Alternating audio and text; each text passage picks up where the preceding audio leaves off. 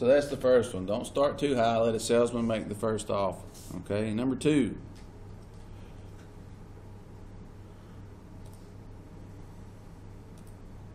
It says drop the name of a pricing guide like Kelly Blue Book or Edmunds so the dealer knows you've done your research. So instead of writing all that out, number 2, put do your research. For B? Yeah, do your research. Know the names and brands, what the car's worth. Because you guys don't ever show up to a car dealership and not know what you're looking at. Don't just say, I'm just looking. Be precise. Like, I've looked at this vehicle. Know how much it's worth. Look at different angles. Do your research on it. Okay? That way you feel like you're not getting haggled. The third one says, bring someone to be negative about the price in the car, which is helpful because it makes the salesman believe you might walk and that they really have to entice you to buy. So, have a sidekick is what I call it. Have a sidekick. Someone who is negative to make salesmen react.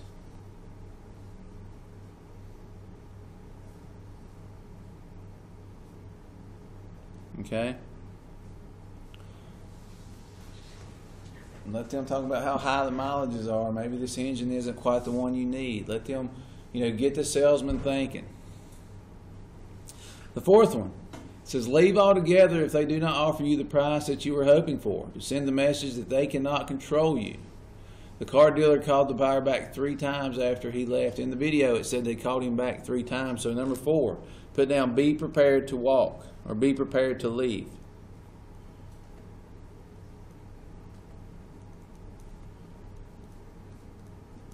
If you're not getting what you want, be ready to walk out. Like, I'm not doing this. You do not have to buy a car from certain individuals.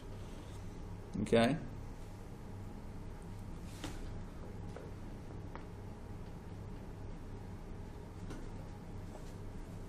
The fifth one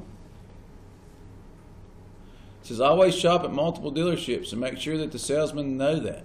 Okay? So, shop multiple places.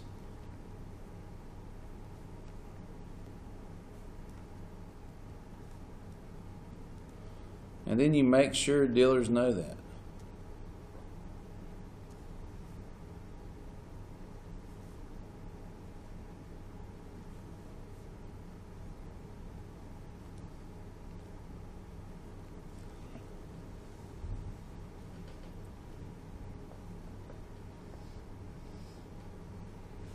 The next one says give good reasons and a firm number, and then be quiet. Tell them this is what you're going to pay, and if they don't, and then just sit there. Make them answer you. Put pressure on the dealer. So number 6, put pressure on dealer with firm numbers.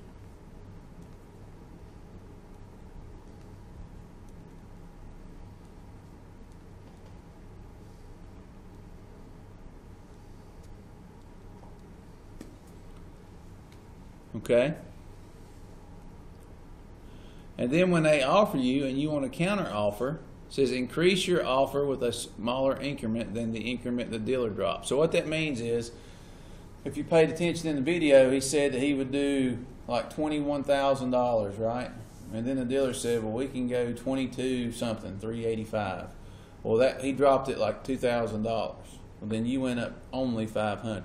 So make the increments that the dealer is coming down with bigger than the increment you're coming up with. Does that make sense? So when we put that, put down offers in smaller increments.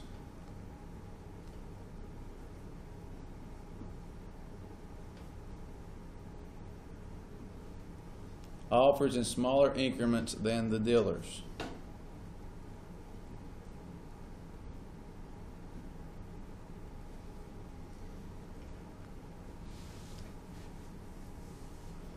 Letter H, or number 8, is probably the most important one. It says only worry about your budget. Only, and I'd write that just exactly like it is. Only worry about your budget.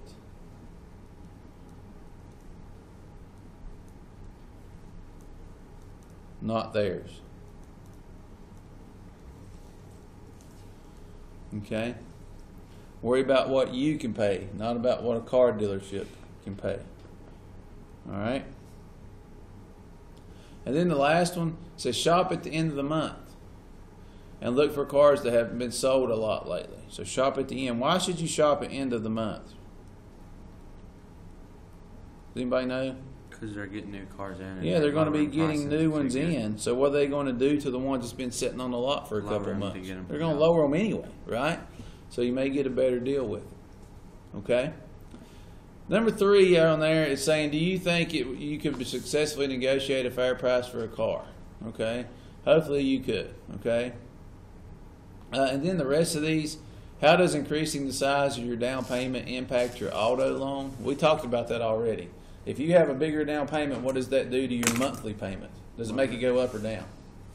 If I pay more up front for a vehicle, it's going to make my monthly payment go which way? Down. Down, obviously. And then it says, which of the following is likely to increase your monthly payments? By increasing the size of your down payment? No, because if I increase the size of my down payment, that will decrease my monthly payment, right? It says qualifying for a lower annual percentage rate. Is that going to make my monthly payment go up if I have a lower annual percentage rate? What do you think? What do y'all think, guys? If my annual percentage rate is low, really low, is that going to make my monthly payment be high? Yeah. Why? Oh no, I'm just giving you an answer. Well, no, I want you to answer, but explain it. Y'all talk to me.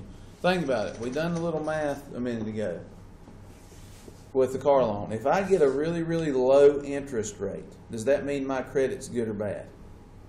Good. It's really good, right? So that's going to make my monthly payment be higher or lower? Lower. Lower. So that's not going to increase it, right? And then letter C says decreasing the number of months in your term. If I lower the amount of months I'm paying for something, and I showed y'all that. You remember when we done the 36 months, it was like $700. But when I done the 84 months, it was almost $300 monthly payments. So if I lower my monthly payments, what's that going to do to my, or excuse me, if I lower the amount in my term, if I lower the amount of months that I'm going to be paying for this, is that going to make my monthly payment go up? No. You gotta think about it.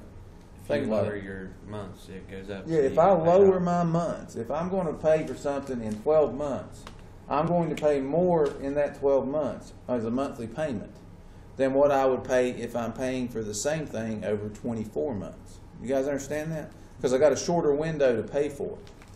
So my monthly payment will be higher. Has everybody got that? Is everybody with me there? Is anybody confused on that? Okay. That one's irrelevant. Okay, now, I know I threw kind of a lot at you there. Does anybody have any questions with this? All right.